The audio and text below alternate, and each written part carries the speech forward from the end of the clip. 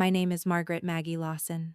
The day my son pressed that bottle of vitamins into my palm, he chose the hour my legs would fail. He just didn't know I was watching even when I looked grateful. He came on a Sunday, when the light in my living room falls in polite squares across the rug like tidy thoughts. Evan never liked Sundays. Too quiet, too honest. But he arrived carrying a paper bag from the pharmacy, and the kind of smile children wear when they bring home a craft from school and want applause. The bag crinkled as he set it on my coffee table, next to the teacup with its ring of dried honey. "Mom," he said, and there was a quickness to the word bright, almost rehearsed. "I got you something. For energy. You've been tired." I had been tired. 62 is not old if you keep your curiosity in good shape. But lately my knees had whispered about the rain, and sleep was a shallow lake. I'd told him that in passing on the phone, the way mothers translate worry into small weather reports. He noticed, at least he'd pretended to, and now here he was with an answer in amber plastic. He handed me the bottle. My old librarian's instinct cataloged everything at once. The label, a brand I hadn't used, a bold green leaf logo. The seal, intact. The cap, childproof, slightly scuffed. The pills inside, chalky, oblong, the yellow of dandelions pressed in a book. The label promised vitality in serif letters. Fortified B, complex, magnesium, bioavailable iron. I tilted it in the light. The tablets shifted like tiny bones. "It'll help," Evan said, sitting on the edge of the sofa. His knee bounced. He hasn't done that since he was 12, and lying about a broken window. The pharmacist recommended it. "You need to be strong." "I am strong," I said gently. He laughed too quickly. "Stronger then." There are sentences you keep in a drawer, because taking them out too early changes the room. I kept mine there. "You don't visit much. You look thin. Are you in trouble?" Instead, I unscrewed the cap. The smell rose mineral, bitter, a faint sweetness like old apples. I set 2 pills in my palm and looked up at my son, the boy I had read to under blankets, the man whose jaw had sharpened into the shape of arguments. "Take them after food," he said. "I'll make you something." He stood, moving around my kitchen as if it were a stage. Refrigerator, cupboard, pan, a clatter that sounded productive. He made an omelet, like I taught him, light, careful folds. And I let him play caretaker, because sometimes love needs a part to act. After I ate, I swallowed the pills, chasing them with cool water that carried them down like secrets. They caught briefly at my throat, then fell. "See?" he said, and relief softened his mouth. "You'll feel the difference." He stayed for an hour, telling stories that didn't ask to be believed. Work was stressful, but he had a plan. Rent was high, but he was negotiating. Friends were fine, though I didn't hear names. When he left, he hugged me with both arms, the way he did when he was small and had to climb a little for it. I stood in the doorway afterwards, the bottle warm in my hand, and watched him walk to his car without looking back. I put the vitamins beside the teapot. The house felt like a paused sentence. On the mantel, the framed photo of Evan at his college graduation smiled with a certainty that had drifted away in the years since. I touched the glass. "You'll find your way." I had told that boy then. I still believed it. Faith in one's child is the last book you return to the library. That evening, I took another pill. Sleep came in waves, small and even. In the morning, I felt normal. No sudden burst of energy, but no worse. I measured myself the way a librarian checks a shelf. Upright, balanced, names in order. I made tea, watered the spider plant, opened the curtains to the good light. 2 vitamins with breakfast, as the label instructed. By noon, a small heaviness settled in my thighs, as if the bones had borrowed weight. Not pain, just a reluctance in the muscles. I sat down and told myself it was nothing. Changes at my age arrive like gentle thieves. You don't notice the first missing spoon. I read for a while, a paperback mystery with an earnest detective. When I stood up an hour later, my knees blinked with surprise. I steadied myself on the bookshelf, embarrassed by no one.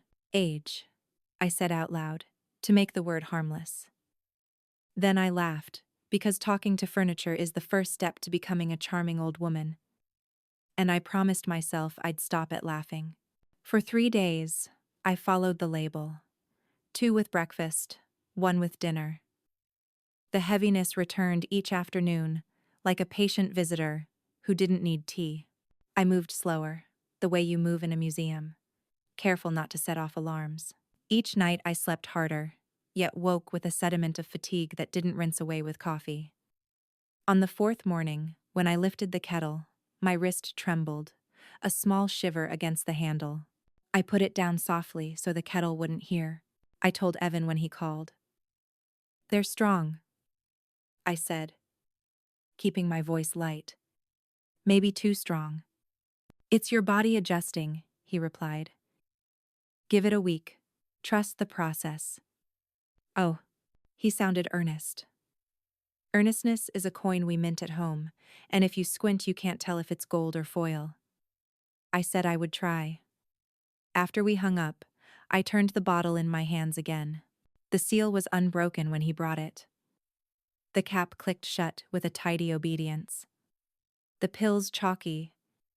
Uniform left a bitter dust on my fingertips when I counted them. Nothing screamed. Evil rarely does. It lulls. On Friday, I met my neighbor Claire for a walk around the block, our weekly ritual since I retired. The world was honest that morning. The sidewalks confessed their cracks, the maples made lace out of shade. We set off, 2 women of a certain age, with good shoes and better opinions. At the corner, my left thigh sighed and then stiffened. At the next, my kneecap protested, an old hinge needing oil. "You okay?" Claire asked.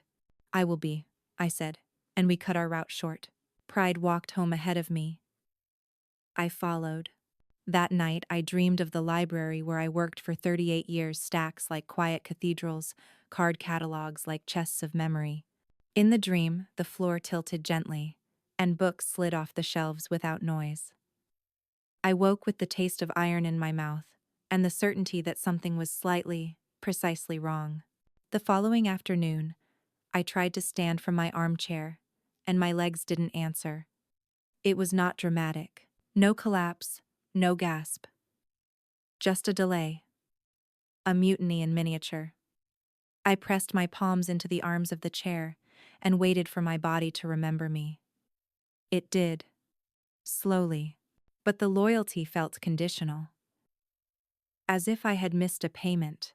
I called my doctor's office and left a message. "I'm experiencing weakness in my legs," I said. New, within a week. I did not say vitamins, because I did not want to be the sort of woman who blames gifts.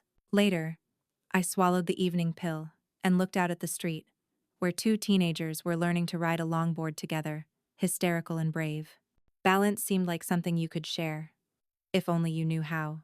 On Sunday, Evan returned without calling. He let himself in with the old key I never asked back, and said, "How's my favorite girl?" As if we were in a sitcom. He saw the slower way I rose to greet him, and his eyes flickered there and gone, like a fish just under the surface. "Still adjusting," I said. "They're potent." "Good," he said, and then corrected himself. "I mean, good that they're working."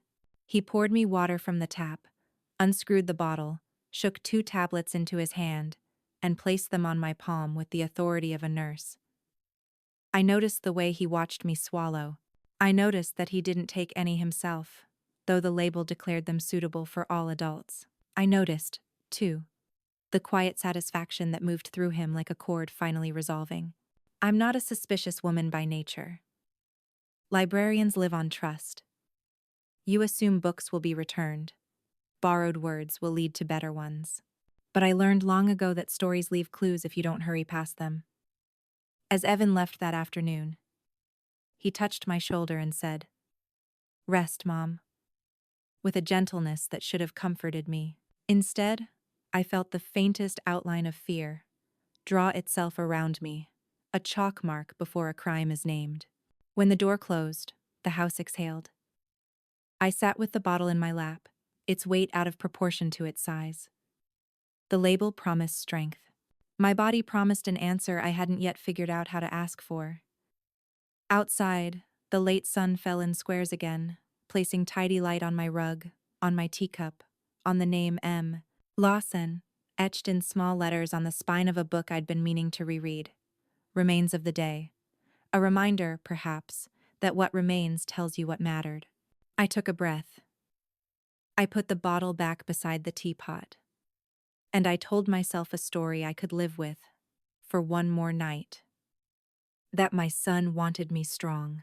Tomorrow, I would begin to test whether the story wanted me back. The weakness began like a whisper, not a shout. That first week after Evan gave me the vitamins, I could still move about my house, but something inside me felt altered. My steps lost their spring. My legs, once steady from years of shelving books and climbing ladders in the library, carried a new heaviness. At first, I convinced myself it was nothing. Age creeps in softly, like dust gathering in corners you don't notice until the light strikes it just right. I told myself, Maggie, this is what 62 feels like. Accept it gracefully, but acceptance is easier in thought than in body. On the second morning, I went to pour myself a cup of tea, and the kettle felt heavier than usual, as though someone had slipped stones into it during the night.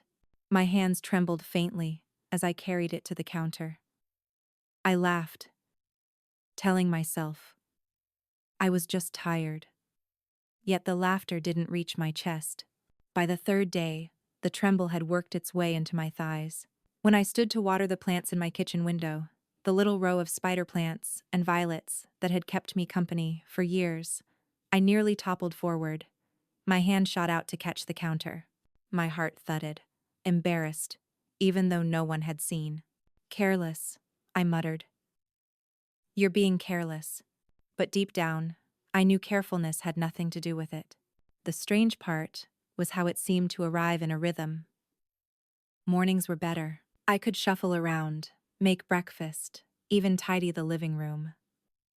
But by late afternoon, my legs would lose their loyalty, and the ground seemed eager to pull me closer. I would sink into my armchair, defeated by tasks that once required no thought. When Evan called to check in, his voice came through bright and clipped. How are you feeling now? Better? Stronger? I hesitated. There are moments when truth feels dangerous, like stepping on cracked ice. I think I'm adjusting, I said finally. Good, he replied quickly, too quickly. You just need to keep at it. Trust me. Trust. That word hung in the air like smoke. The next day, I agreed to join Claire, my neighbor and longtime walking partner, for our usual stroll. We'd done it every Friday for years, two women in sensible sneakers marching through the neighborhood, discussing everything from politics to grandchildren. But halfway down the block, a heaviness spread through my legs, as though invisible weights had been tied to my ankles. My stride shortened. Claire slowed, watching me carefully. You okay, Maggie? She asked. I forced a smile. Just a little tired today. Didn't sleep well. We turned back early. Pride is a stubborn thing. It walked faster than I did, making me feel even smaller. That evening, when I sat on the edge of my bed to remove my slippers, I noticed something I hadn't before. My calves ached, as though I'd climbed a mountain, though I had barely left the house. I rubbed them with both hands, frowning. My eyes drifted to the bottle on the nightstand. The vitamins glowed amber under the lamplight. The pills looked harmless, even virtuous. Yet a question stirred inside me. Was it coincidence that the heaviness always followed after I swallowed them? I shook my head. It was absurd. Evan wouldn't. He was my son. My only child. Children bring their mothers flowers, soup, medicine, not harm. Still, doubt has a way of planting roots in silence. Over the weekend, the pattern sharpened. 2 pills in the morning with breakfast. one in the evening with dinner just as the label directed. By mid-afternoon, my legs felt like sandbags. By evening, I would sit motionless, my hands gripping the arms of the chair for balance, afraid to stand too quickly. Sunday morning, the church bells rang faintly through the window, but I couldn't muster the strength to go. For the first time in years, I missed service. Instead, I sat in the quiet living room, listening to the clock tick and tick, marking time as if it were waiting for something to end. When Evan dropped by that evening, he looked at me with a strange satisfaction. Resting more, huh? That's good. You deserve to take it easy. His words were sweet, but the tone was off. Sweetness, when forced, tastes metallic. I watched him as he tidied up a few things around the kitchen. His movements were brisk, efficient, but detached. He didn't ask if I wanted to join him for a walk, didn't suggest I try a little exercise to keep my strength. He only urged me, again and again, to keep taking the vitamins. I swallowed them in front of him, because the way he watched demanded it. His eyes lingered until the water glass left my lips. Only then did he relax. That night, lying in bed, I stared at the ceiling. My legs throbbed faintly under the covers.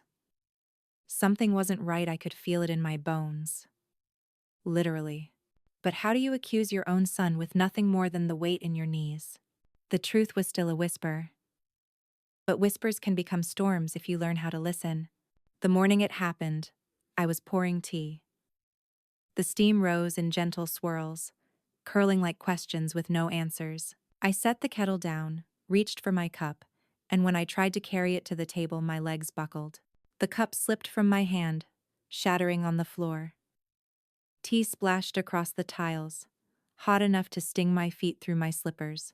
But the real fire was inside me, my knees, my thighs, my very bones betraying me. I grabbed the edge of the counter, but my strength wasn't enough. I collapsed onto the floor, breath ragged, the shards of porcelain glittering around me. For a long moment, I just sat there, stunned, staring at the trembling in my hands. My body felt like an old machine shutting down piece by piece. Fear is loud when you're alone, it screamed in my ears. What if you can't get up? What if no one finds you? I dragged myself to the armchair, each inch a battle. It took nearly 20 minutes to hoist myself up, panting like I'd run a mile. My heart thudded with a rhythm I didn't trust. My legs shook even when I sat.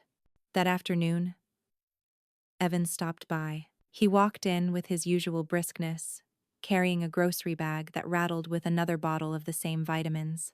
He saw the broken teacup in the trash, the damp towel I'd used to clean the spill, the way I struggled to rise from the chair. "Mom, what happened?" His voice was calm, but his eyes, oh, his eyes flickered.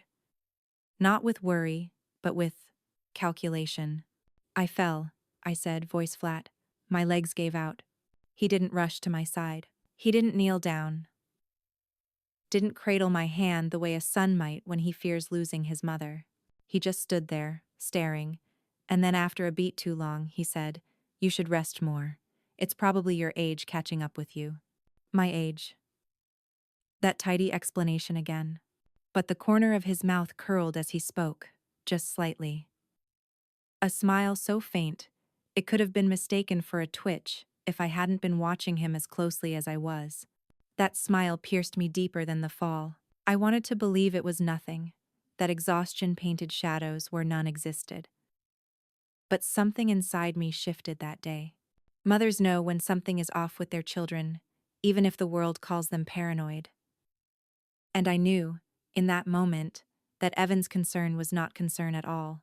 Later, after he left, I sat in the quiet with the bottle in my lap.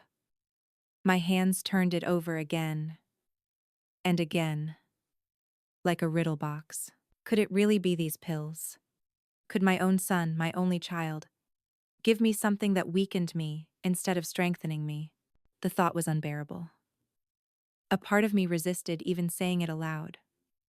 But another part, the part that had survived widowhood, that had held classrooms of unruly children in silence with a single look knew better. Truth doesn't care if it's unbearable. It only waits to be seen. That night I dreamed again of the library. I saw myself walking the aisles, but every book crumbled into dust the moment I touched it. My legs, in the dream, refused to carry me out. When I woke, sweat chilled my back. The image clung to me, the crumbling of things you trust to hold. I rose from bed carefully, testing my weight on each leg. They held, but only barely. I shuffled to the kitchen, took out the bottle, and stared at it in the pale morning light. For the first time, I hesitated before swallowing. My hand trembled, torn between obedience and survival. But then I heard Evan's voice in my memory, smooth and insistent. Trust me. And against my better judgment, I obeyed again. The bitterness of the pills lingered in my throat longer than usual. It felt like swallowing betrayal in its purest form. That evening, as I sat alone in the armchair with my legs aching uselessly beneath me, a question burrowed deep into my mind. What if this was no accident? I held onto that thought, fragile but sharp. It was the seed of suspicion, and seeds always grow if you give them silence and time. And so, for the first time, I looked at my son not as my boy, not as my flesh and blood, but as someone I might need to fear. Have you ever been in a situation like this? If you were in this situation, would you forgive or take revenge? Comment below to let us know. The worst part wasn't the weakness itself, it was the dependency that followed. I'd always prided myself on being a woman who could manage her own life. Widowhood had taught me resilience. Years of library work had taught me discipline, and age had taught me patience. But nothing prepared me for the slow humiliation of needing help with things I once did without thinking.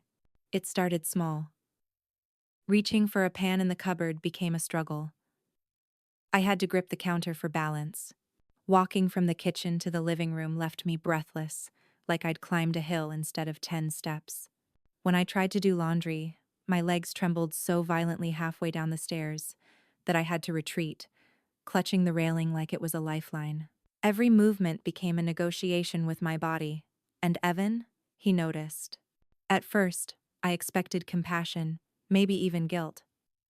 But instead, I caught something else in his eyes. Satisfaction.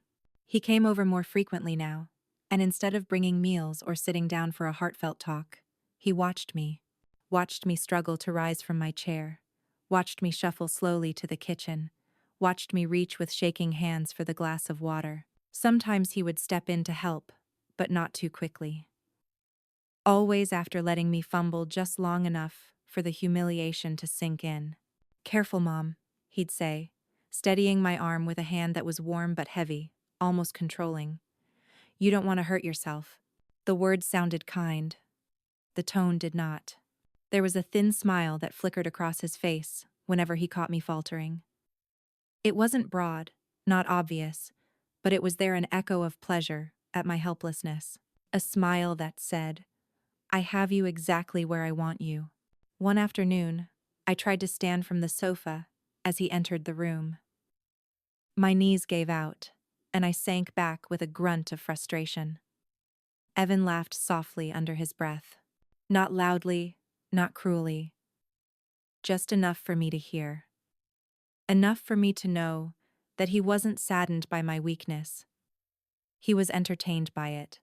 That laugh seared through me. I thought back to the boy. He had been the boy who once cried when he saw me struggling to fix a leaky faucet, rushing to fetch tools that were too heavy for him. He had been tender then, protective. Where had that boy gone? Or was I simply too blind to see what he was becoming all along? The days blended together, marked only by the slow decline of my body and Evan's steady presence. He insisted on me taking the pills each time he visited. If I hesitated, he would hover until I swallowed them, watching intently as though he needed proof. One evening, as I sat with the bottle in hand, he leaned forward and said, These are good for you, Mom. Don't fight me on this. I know what's best for you. The way he said it sent a shiver down my spine. There was authority in his voice. Too much authority for a son speaking to his mother. It felt like a command, not a suggestion. I wanted to argue, to demand answers, but my body betrayed me once more. My legs refused to hold me when I tried to rise, and I collapsed back into the chair, breathless. Evan stepped forward, gently tucking the blanket around me, his smile soft but his eyes glittering. "See," he murmured. "You need me now." Those words cut deeper than the weakness. It dawned on me slowly, painfully, that he liked this, liked seeing me dependent on him, liked the reversal of power. The mother who once guided and corrected him now, reduced to needing his hand for every step. And beneath that unsettling realization was something darker. If he liked me weak, what did he gain from it? The thought hovered like a shadow I couldn't quite name, but every time I felt the pills dissolve bitterly on my tongue, the shadow thickened. That night, I sat awake, long after Evan had gone. The house was silent, save for the ticking of the old mantel clock. I stared at the ceiling, feeling the dull ache in my legs, and whispered to the dark, "This isn't just age. Something is wrong." And for the first time, the thought wasn't a fleeting doubt. It was certainty. What I didn't yet know was just how wrong, and how much of it was by design. When life turns against you, the first instinct is always to seek answers. I was a librarian. For nearly 4 decades, answers were my livelihood, my compass. So when my own body betrayed me, I did what I had always done. I began searching. I scheduled a visit with Dr. Patel, my physician of nearly 10 years. Sitting in her office, I described everything: how my legs grew heavy after breakfast, how by afternoon I felt as if I'd waded through mud, how I'd collapsed in my kitchen. She listened carefully, fingers steepled under her chin, her eyes warm but troubled. "Margaret, we'll run some tests," she said. "Blood work, iron levels, muscle enzymes, everything. Sometimes it's just anemia, sometimes vitamin deficiency, nothing to panic about yet." I almost laughed at the irony. Vitamin deficiency? My son had filled my cupboards with nothing but vitamins. When the results came back, she called me in. "Everything looks normal," she said. "Blood sugar, kidney function, electrolytes, all within range. Your body isn't showing signs of serious illness." I blinkte her, disoriented. "But I can't stand sometimes. My muscles shake, my legs." My voice trailed off, trembling as much as my knees. "I believe you," she said gently. "But sometimes weakness doesn't show up on tests. It could be neurological, or simply aging faster than expected. I can refer you to a specialist." Aging, that cursed explanation again. I nodded politely, but inside me a storm brewed. If science had no answers, then perhaps the truth lay elsewhere. That night, I returned home with a stack of pamphlets about mobility in seniors and coping with physical decline. I threw them on the counter untouched. Instead, I picked up the amber bottle, turning it slowly in my hands. The label read like health's promise: fortified, enriched, supportive, nothing alarming, yet the pills inside, chalky, bitter, leaving that odd metallic taste, had become my constant dread. I decided to test myself. The next morning, I pretended to take them in front of Evan when he stopped by. I slipped them under my tongue, swallowed water noisily, and showed him my empty hand. He looked satisfied, even smug. Only when he left did I spit them into a napkin and tuck them inside a teacup hidden on the highest shelf. That day, I noticed something miraculous. My legs didn't collapse. They were weak, yes, but not rebellious. I managed to do a full load of laundry without clinging to the walls. By evening, I was tired, but not helpless. The suspicion I had tried to bury rose like a tide. Could it truly be the pills? I repeated the trick the next day. Again, the heaviness lessened. By the third day, I was walking nearly as I had before Evan's gift. A small victory, so small he didn't notice. Or perhaps he didn't want to, but I noticed something else. Whenever Evan visited, His eyes darted subtly to the bottle. He checked the level of tablets, as if counting. He reminded me, always, "Don't forget your vitamins, Mom. They're good for you." One afternoon, he asked with a peculiar sharpness, "You've been taking them every day, right?" I forced a smile. "Of course, like you said." He studied me, silent for too long, before nodding. The tension in the air was unmistakable. For the first time, I realized this wasn't care, it was surveillance. That night, I emptied more tablets into the teacup, covering them with a napkin. My hands shook as I did it, but I couldn't stop. I needed proof, needed a pattern. If my strength continued to return without them, then the truth would be undeniable. Days passed. My body responded as I feared and as I hoped. Without the pills, I could walk. Without the pills, I could manage the stairs again, albeit carefully. Without the pills, I was still 62, yes, but not helpless. It was liberating and horrifying in equal measure. Because if the pills weakened me, then the question became unavoidable. Why would my own son want that? I sat awake one night, the house cloaked in silence, and stared at the bottle. Its amber glow under the lamp was sinister now, a symbol of betrayal masquerading as care. I thought of Evan's words, the too bright encouragement, the insistence that I keep taking them. I thought of the faint curl of his smile when I stumbled, and for the first time, I wondered if my son loved me at all, or if I was just a means to something darker. The answer, I feared, was coming, and I would have to be ready to face it. The night I finally looked closely at the bottle felt like opening a forbidden book. I sat at the kitchen table with the lamp casting a golden pool of light. The house was silent, except for the ticking of the clock, steady as a heartbeat.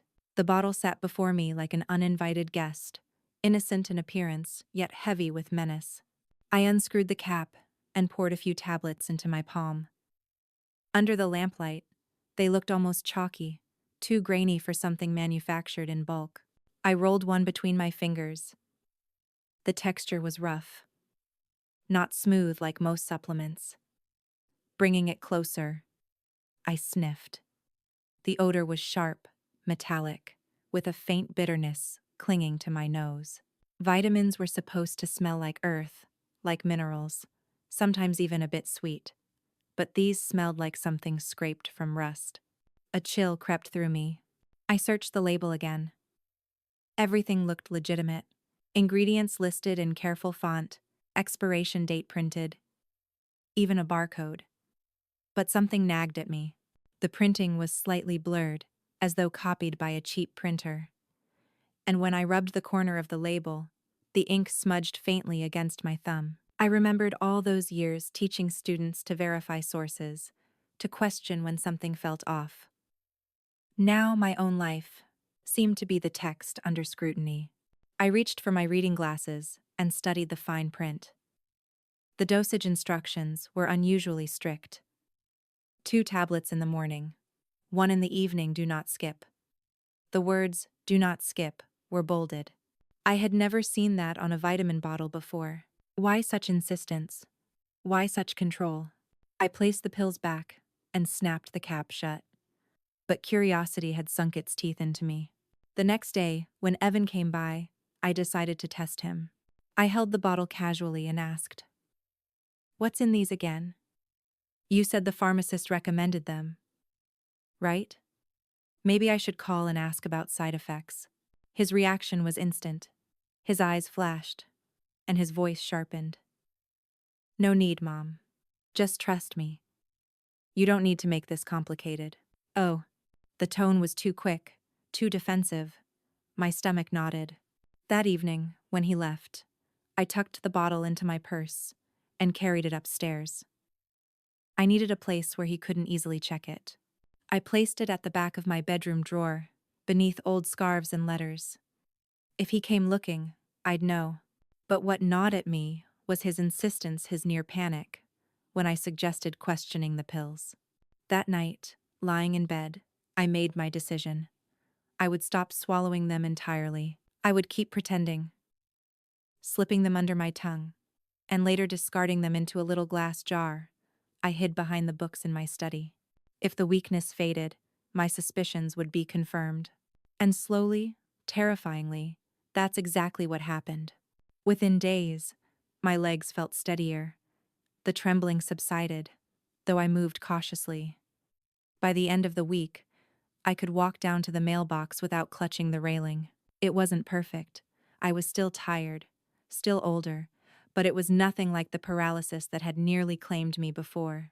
My relief came tangled with dread.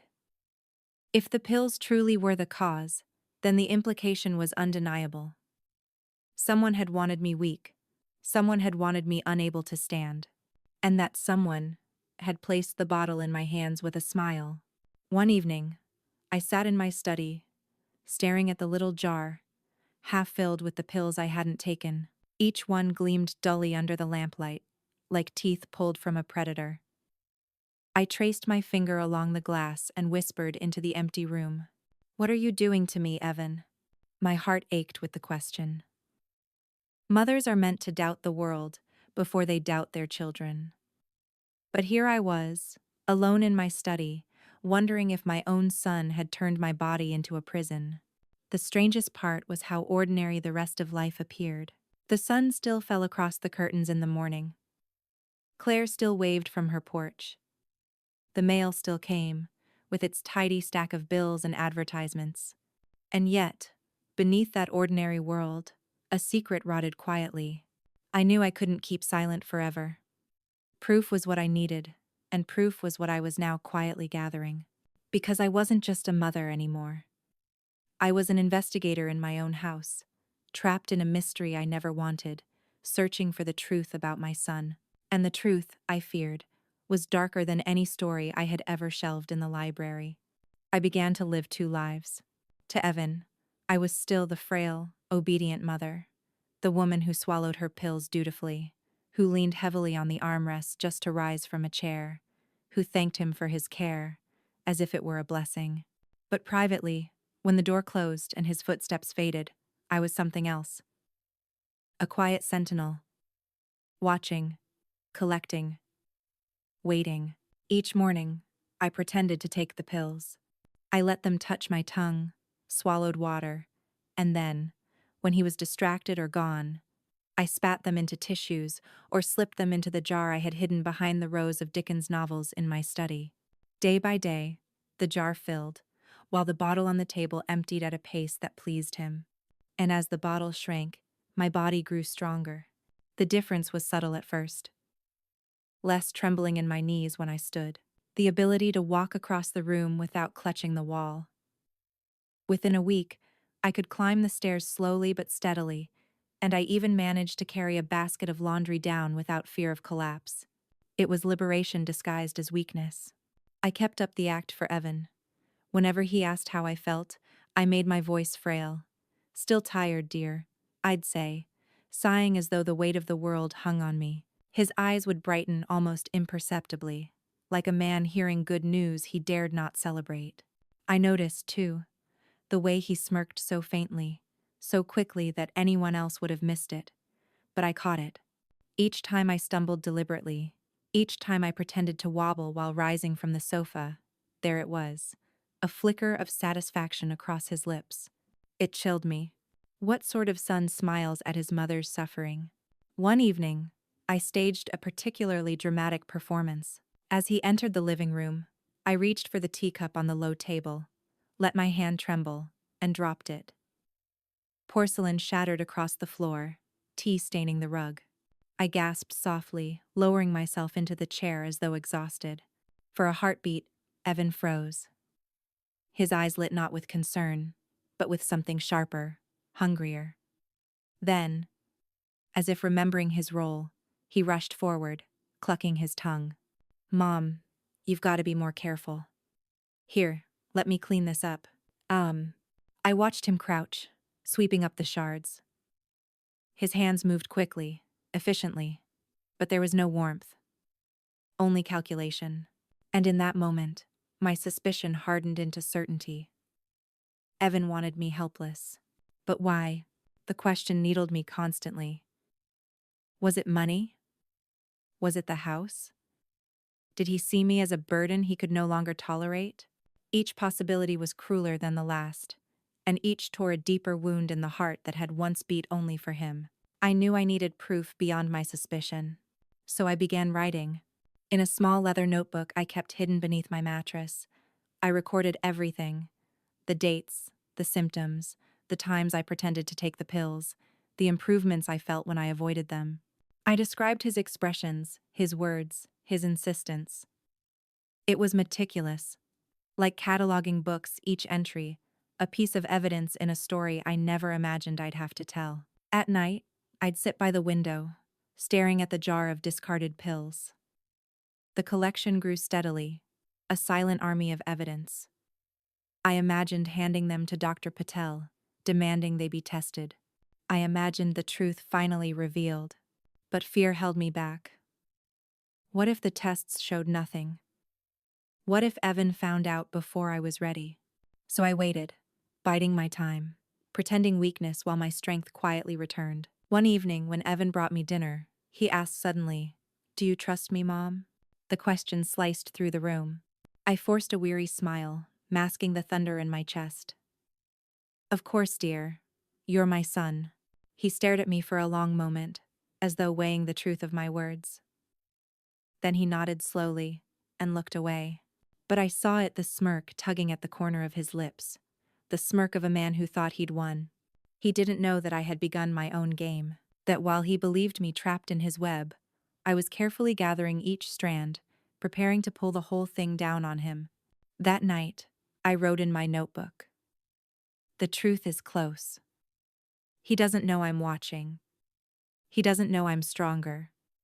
He doesn't know he will be the one who falls." And as I closed the notebook, a strange calm settled over me. Because betrayal hurts most when it blindsides you. But when you see it, when you prepare for it, it becomes something else entirely. It becomes survival. I chose a Tuesday to confront him, an ordinary day that wouldn't look like a stage. I called in the morning and asked if he wanted pot roast for dinner. He loved pot roast as a boy. I thought if the air smelled like memory, it might soften his edges or reveal what had hardened them. "Sure," he said. "I'll swing by around 7. I spent the afternoon as if nothing was wrong. I peeled carrots, smashed garlic, browned the meat, until the kitchen filled with that warm ancestral scent that says home, even when a house is only 4 walls, and a clock that won't stop. The slow cooker clicked into its steady hum. I set the table with the blue plates we used on special nights when his father was alive, and then I placed the bottle of vitamins in the center, like a centerpiece I dared him to notice. I felt strong. Stronger than I had in weeks. Because I hadn't swallowed a pill in days. But when the doorbell rang, my hands still trembled. Courage is not the absence of fear. It's the decision to open the door while your heart tries to hold you back. Evan came in with his quick, efficient steps, eyes scanning the room before landing on the stew of smells. "Wow," he said. "Smells like childhood." I smiled. That was the goal. "Who?" He kissed my cheek, the kiss of a man already thinking of something else. Then he saw the bottle on the table. A subtle alertness sharpened his face, the way a dog hears a car 4 blocks away. "You've been taking them?" he asked, voice casual as an actor reading stage directions. "Every day," I lied gently, motioning him to sit. "Let's eat while it's hot." We ate mostly in silence, the scrape of our forks an odd little metronome. He mentioned work, but his details were vague. Clients with no names, deals with no numbers. I listened like the librarian I used to be, sorting facts from fiction, noticing the gaps. He asked about my legs. I told him they were weak in the afternoons and better in the mornings. That much was true, even without the pills. Age still had some votes in my body. "Good," he said, then corrected himself. "I mean good that you're tracking it. Consistency is important." 1. When the plates were pushed aside and the quiet grew heavy, I reached for the bottle. My fingers curled around the plastic, the way a judge might curl a hand around a gavel. "Evan," I began, keeping my voice mild. Why are you so certain I need these? You said a pharmacist recommended them. Which pharmacy was it again? I'd like to ask about side effects. I've been feeling off. He didn't blink. He smiled in that agreeable way that doesn't move the eyes. It's the one on Maple. Doesn't matter which tech, they all know the product. Don't worry about it, Mom. Vitamins don't have side effects. It's just your body adjusting. It feels like more than an adjustment. He shrugged, the casual shrug of a man whose mind has already moved on. Sometimes you have to push through, for your own good, for the family's good. For the family's good. There it was, an answer that wasn't an answer at all, a cold concept dressed in warm words. I felt an old instinct rise in me, the one I'd use when a student tried to submit a paper stitched from other people's sentences. I didn't let the moment pass. Which pharmacist? I asked again. A name would be helpful. And what's the brand's website? The label's printing seems cheap. Something flickered at the corner of his mouth, annoyance, quickly suppressed. He reached for the bottle with a speed that made the lamp's light jump on its amber sides. Let me see. He turned it over as though seeing it for the first time, though I remembered how he had cradled it weeks ago like a trophy. Yeah. I can get you the info. Later. You don't need to worry about the label. I worry when my legs won't obey me, I said softly. I worry when I collapse in my own kitchen. I worry when my son smiles while I struggle. His head jerked up. What is that supposed to mean? I met his eyes, and let the years look through me every scraped knee I'd kissed for him. Every midnight fever I'd sat through, every paycheck I'd stretched into his lunches and field trips and second chances. It means you watch me too closely when I take them. It means you don't take them yourself. It means whenever I suggest asking questions, you tell me to trust you instead of offering me an answer. He leaned back, a slow retreat. You're being dramatic. And you're being evasive. We stared at each other, the kind of silent that hollows a room. I heard the slow cooker click down to its warm setting, a domestic sound that made the moment even stranger. He tried a different tone, soothing, the way a salesman changes posture when a customer hesitates at the price. Look, Mom, you've always been a worrier. You read too much on the internet, you get ideas. I'm just trying to help. You said you were tired. This helps. End of story. Oh, I have never treated a story as ended when the last page was missing, I said. You know that. He sighed, an exaggerated, put upon breath. Fine. If it makes you feel better, I'll bring the box with the pamphlet next time. Bring the receipt too, I said. And the name of the pharmacist. His jaw tightened. God, Mom, you make everything so difficult. How? I could feel the ground change under us, a new slope tilting the conversation in a direction where gravity was stronger and excuses slid faster. Difficult, I repeated. Is that what you call a mother, asking her son to explain what he's putting in her body? What I'm giving you is health, he snapped, and the mask finally slipped. You think I've got time to stand here and defend vitamins? Do you want to end up in a wheelchair because you're stubborn? The word wheelchair hit the table between us, like a metal bowl dropped from a height. He'd never said that before. He'd thought it. I had seen it in his eyes. But this was the first time he let the future he was imagining for me out in the open air. Why would you say that? I asked, keeping my voice even. Because you're not listening, he said, leaning in. Because you don't know what's best for you, and I do. So take them. Don't skip. Don't argue. Let me handle things. Authority radiated off him, the cheap kind that's loudest when it's least legitimate. He reached for the bottle again, but I moved it away and placed my hand over the cap. The contact steadied me, plastic under palm. A small boundary I could still enforce. No, I said.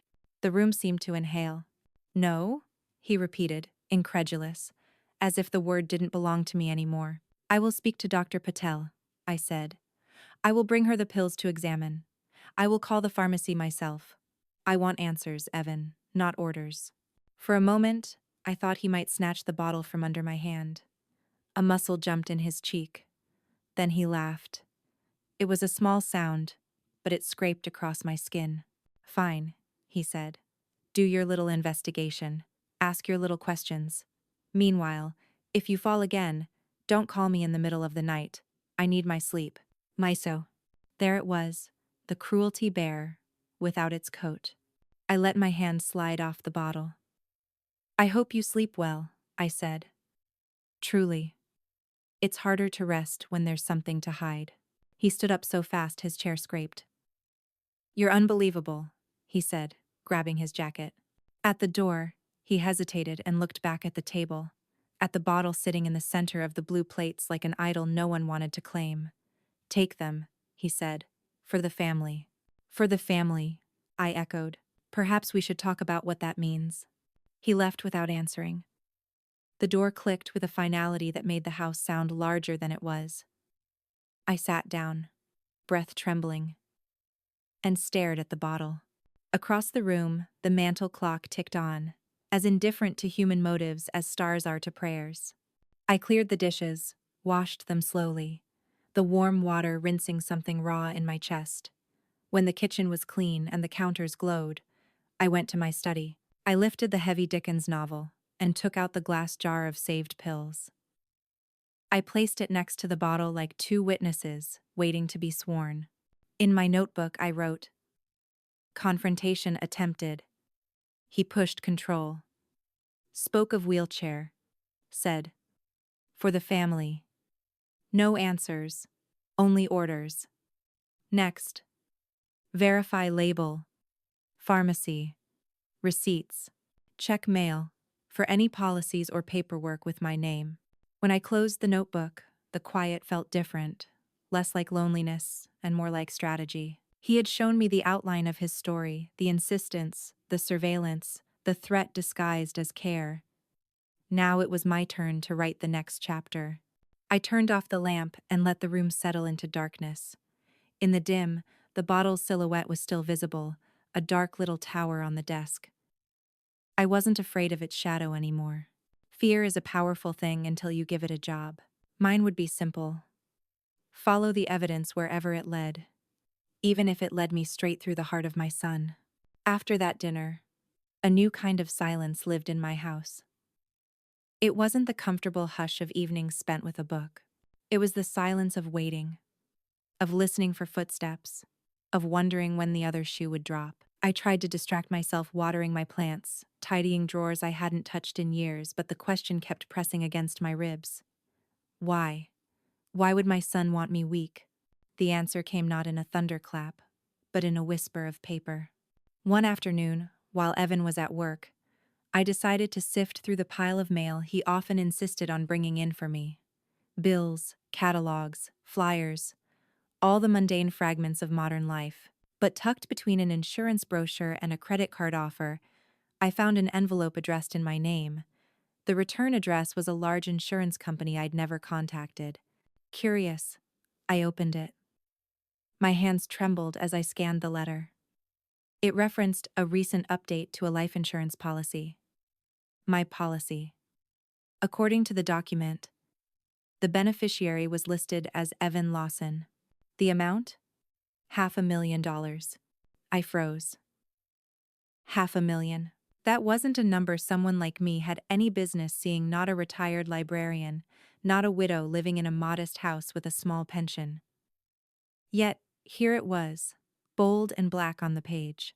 I read it again and again, hoping I'd misunderstood, but the details were clear.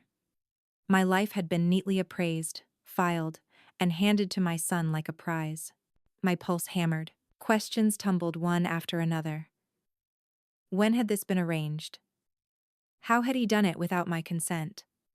And most importantly, what did my sudden frailty mean in the context of this new policy? The pieces began fitting together with dreadful precision. The vitamins, the weakness, the insistence, his sharp words. For the family. Family, it seemed, meant his future comfort.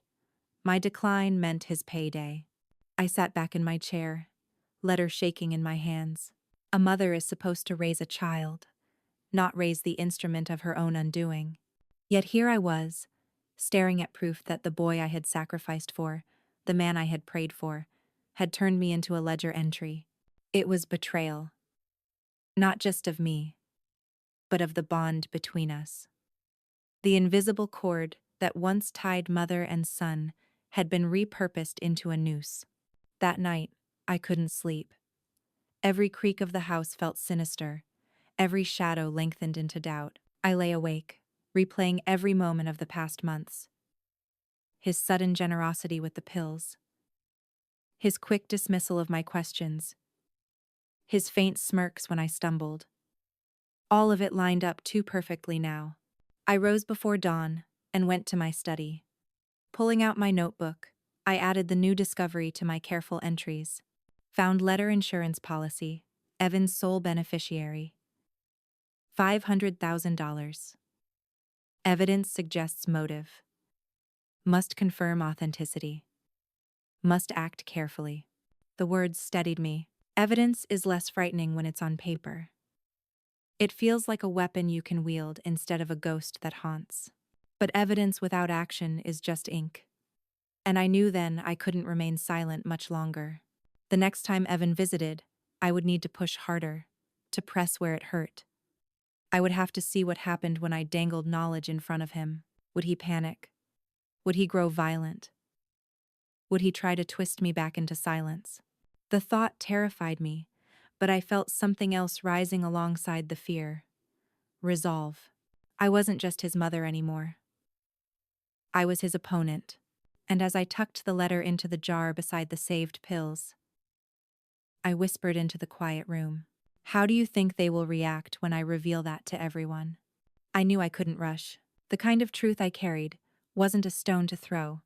It was a blade to wield carefully, silently, until the right moment.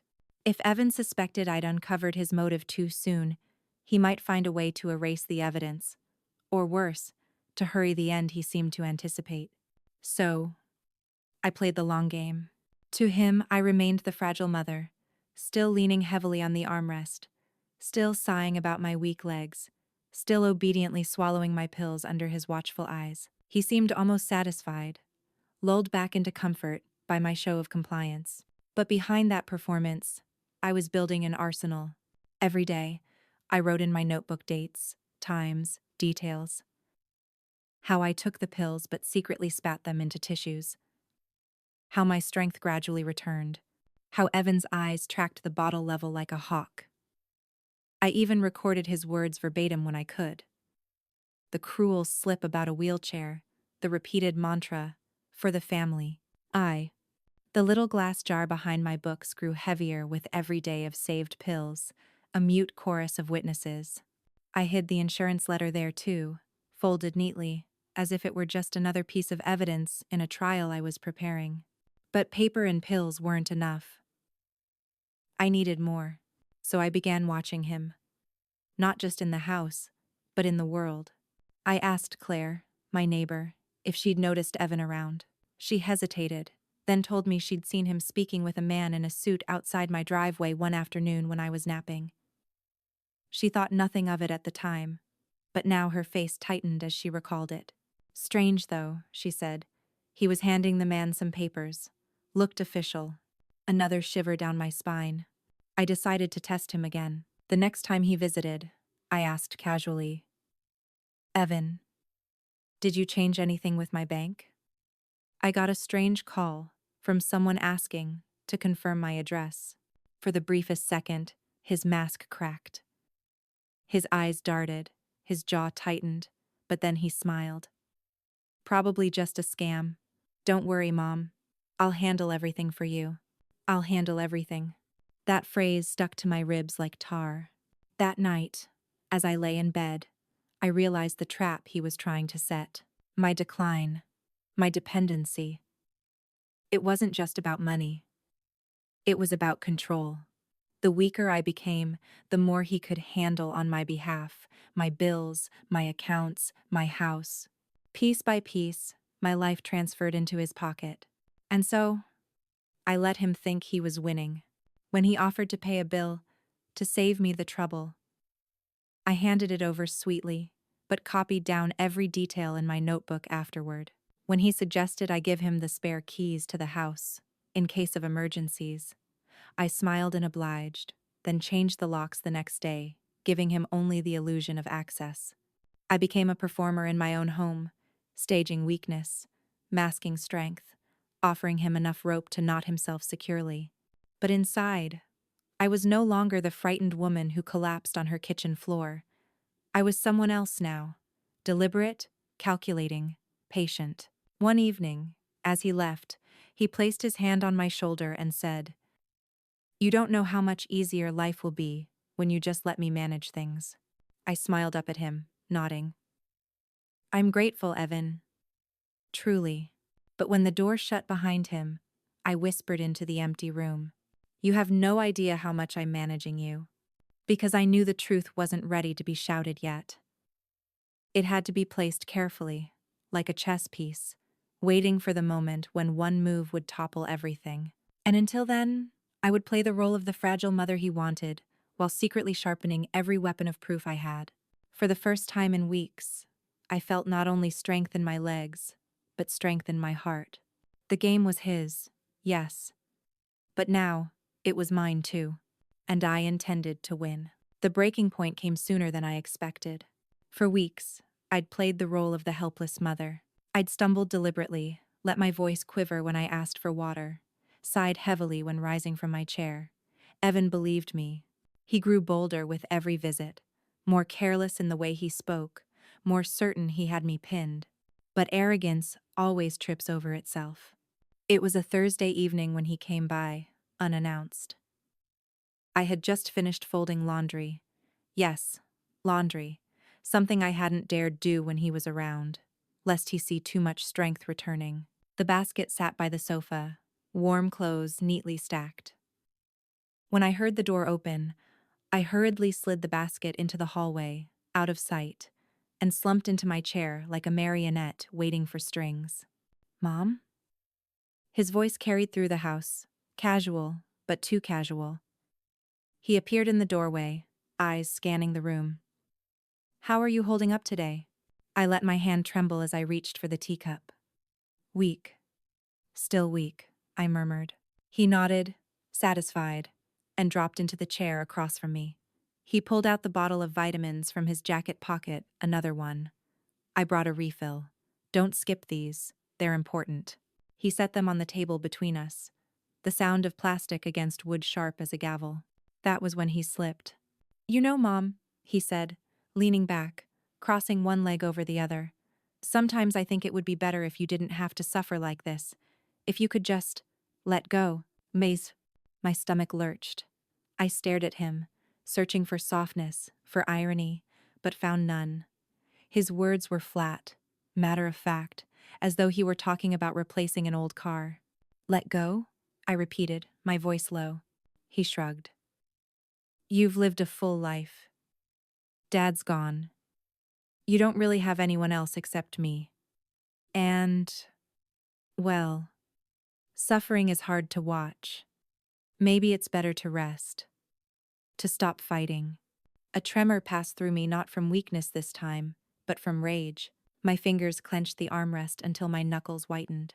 For a moment, I wanted to scream, to fling the jar of hidden pills into his face, to demand how he could say such things to the woman who carried him, fed him, built her entire life around him. But I swallowed it down. Instead, I asked softly, "And what would happen if I did? Let go?" His eyes flickered, just for a second, and I saw it the gleam of calculation, the shadow of numbers in his head. He looked away quickly, but not quickly enough. "Don't talk like that," he muttered, suddenly tender, suddenly sun-like again. "I just don't want you to suffer." But the mask was slipping. I saw the truth peeking through its cracks. That night, when he left, I didn't bother pretending anymore. I pulled the jar from its hiding place, unscrewed the lid, and poured the pills into my palm. They clattered like teeth. I stared at them, bitter dust coating my skin, and whispered, "You want me gone. For money. For ease." I placed them back carefully, sealed the jar, and tucked it away again. But I no longer felt like I was only gathering evidence. I felt like I was holding a bomb, waiting for the right moment to drop it in the center of the room. The breaking point came fully the next morning. I was in the kitchen, making tea, when Evan stormed in. His face was tight, jaw locked. He didn't even greet me. "You've been avoiding them, haven't you?" he demanded, pointing to the bottle on the counter. My chest constricted. "What are you talking about?" "Don't play games with me, Mom." His voice cracked, louder than I'd ever heard it in my house. "You should be weaker by now. You should need me more. But you don't. You're lying to me." There it was, his plan, spoken aloud in anger. For a heartbeat, I couldn't breathe. Then something inside me snapped into clarity. I stood straighter, steadier, stronger than he expected. I looked him dead in the eye and said, "I am your mother. Not your project, not your burden, and not your inheritance waiting to be cashed." His face drained of color. "I know about the insurance," I continued, my voice cutting through the air like a blade. "I know about the pills. I've saved every one I didn't take. I've written everything down. If anything happens to me, Evan, they will know." He opened his mouth, but no words came. His jaw worked silently, fury and fear warring across his face. For once, he didn't have the script ready. "I may look weak to you," I said, stepping closer, "but don't mistake patience for surrender. You've underestimated me, Evan, and that will be your undoing." The silence that followed was thick, suffocating. He stared at me, eyes burning, but he said nothing. Then, without another word, he turned on his heel and left, the door slamming so hard the walls shook. I stood in the middle of the kitchen, trembling, not from weakness but from adrenaline. My legs held firm. My heart pounded like a drum of survival. The breaking point had come. And now, the game was no longer hidden. It was war. The moment had arrived.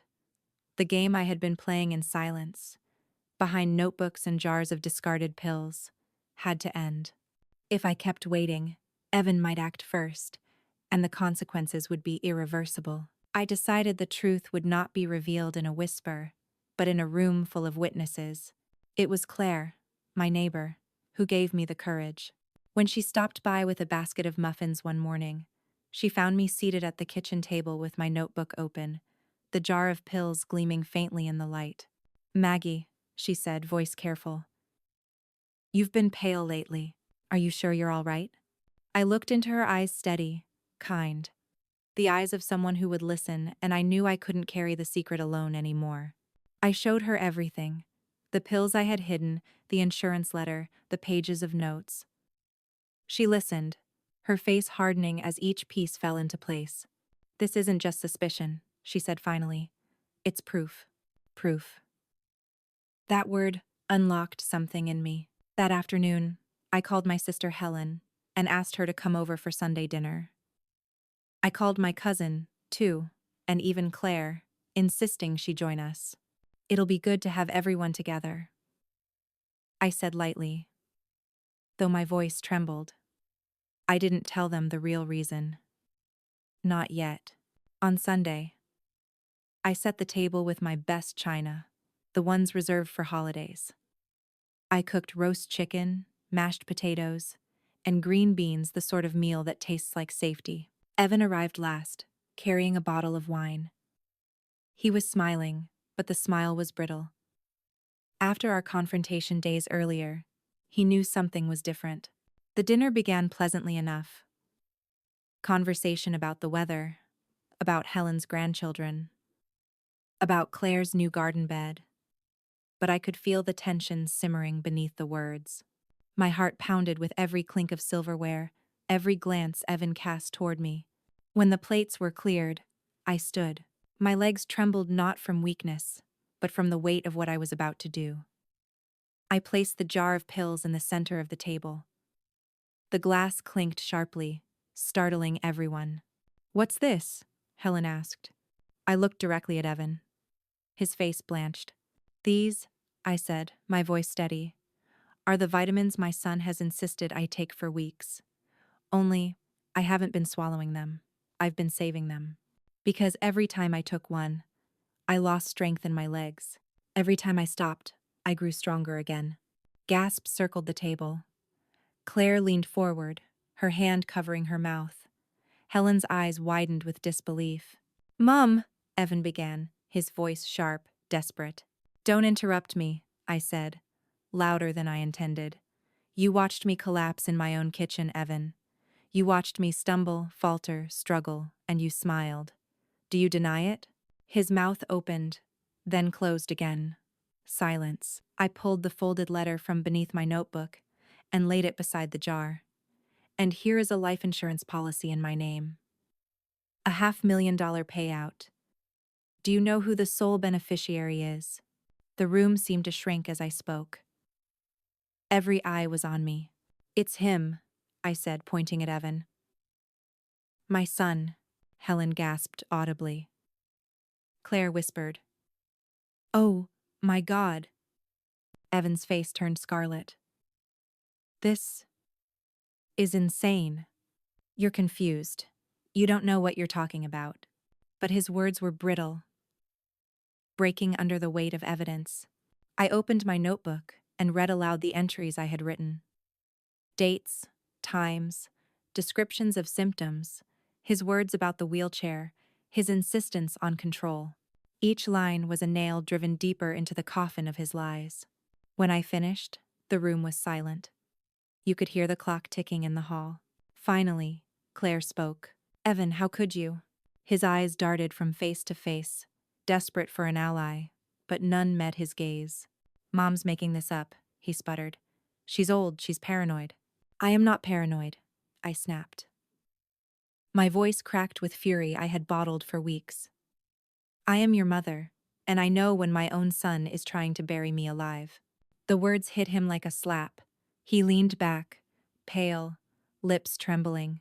For the first time, he looked small, not powerful, not in control, but small. Helen stood, her chair scraping loudly against the floor. Margaret, you need to go to the police. This isn't just family business. This is attempted harm. Evan's eyes flared. No, don't you dare. But the room had already turned against him. Claire's voice was sharp. If you cared for your mother, you'd never have let it come to this. You disgust me. His shoulders slumped, his mask finally shattered. I looked at him one last time, my heart breaking even as my anger held me upright. You wanted me silent, Evan. You wanted me weak. But you forgot I've lived my whole life among stories. And in every story, the truth always comes to light. The jar of pills gleamed under the chandelier, undeniable, unerasable. And in that moment, I knew the game was over. Evan had lost. The night after the confrontation, the house felt different. The walls, which had echoed with my fear, now stood firm again. The floorboards no longer groaned with the weight of secrets. Even the clock's steady tick in the hallway sounded less like a countdown and more like a pulse, reminding me I was still alive, still here, still standing. Evan hadn't returned. Not that night, not the following morning. Helen and Claire stayed with me for a while, making sure I wasn't alone. We sat at the kitchen table drinking tea, the jar of pills, and the folded insurance letter still lying there, as if daring him to walk back through the door. But he didn't. When Helen finally left, she hugged me fiercely. You did the right thing, Maggie, she whispered. I'm proud of you. Don't let him twist this back on you. Don't let him rewrite the story. Her words stayed with me. Rewrite the story. That's exactly what I had done. Taken the script he wanted for my life. The script of helplessness and dependence. And torn it apart. But victory tasted bittersweet. In the quiet of the evening, after everyone had gone, I sat in my chair and stared at the family photos on the mantel. Evan's face smiled out from every frame, the boy with skin knees, the teenager holding his diploma, the man standing stiffly in a suit. Each photo carried echoes of love, of sacrifice, of a future I had once believed in. And yet, here we were. My son, my flesh and blood, had looked at me not as a mother but as a payout, a figure in a policy, a stepping stone. That truth cut deeper than any blade. Still, I refused to let it be the final chapter. The next day, I called Dr. Patel and explained everything: the weakness, the pills, the evidence I'd saved. She listened, horrified, and urged me to submit them for testing immediately. I packaged a sample carefully, hands steady, and sent them off to a lab. Whatever they found, I already knew enough. Those pills had stolen weeks of my strength, and my son had delivered them into my hands. I also met with a lawyer. Sitting in his office, I laid out the policy letter, my notes, the jar of pills. His brows knitted tighter with every detail. "You have more than suspicion here," he said firmly. "You have grounds. If you want to pursue this, you can. You're not powerless, Mrs. Lawson. Not powerless." Those words filled me with a strength I hadn't felt in months. For now, I didn't know what would happen to Evan, whether he would face the law, whether he would run, whether he would finally confront the wreckage of the choices he'd made. But I did know one thing. His plan had failed.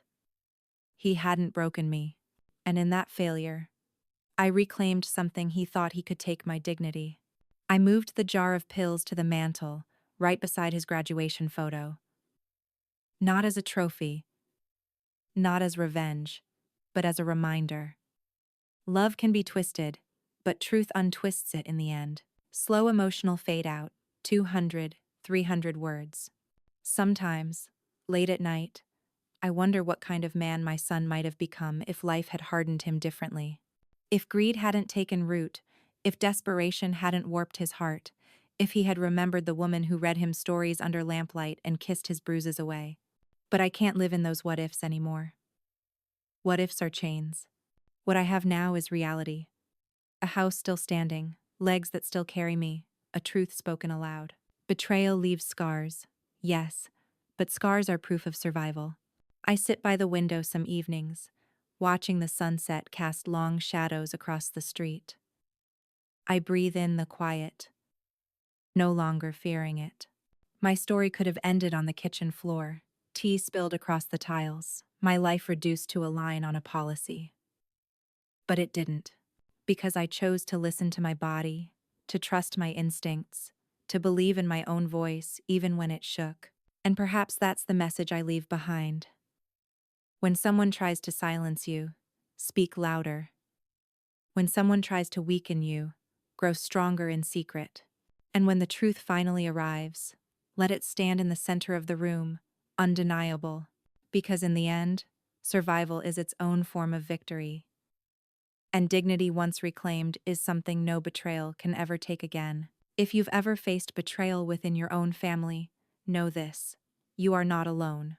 And if this story resonated with you, share your own experience in the comments below, or subscribe for more stories like mine.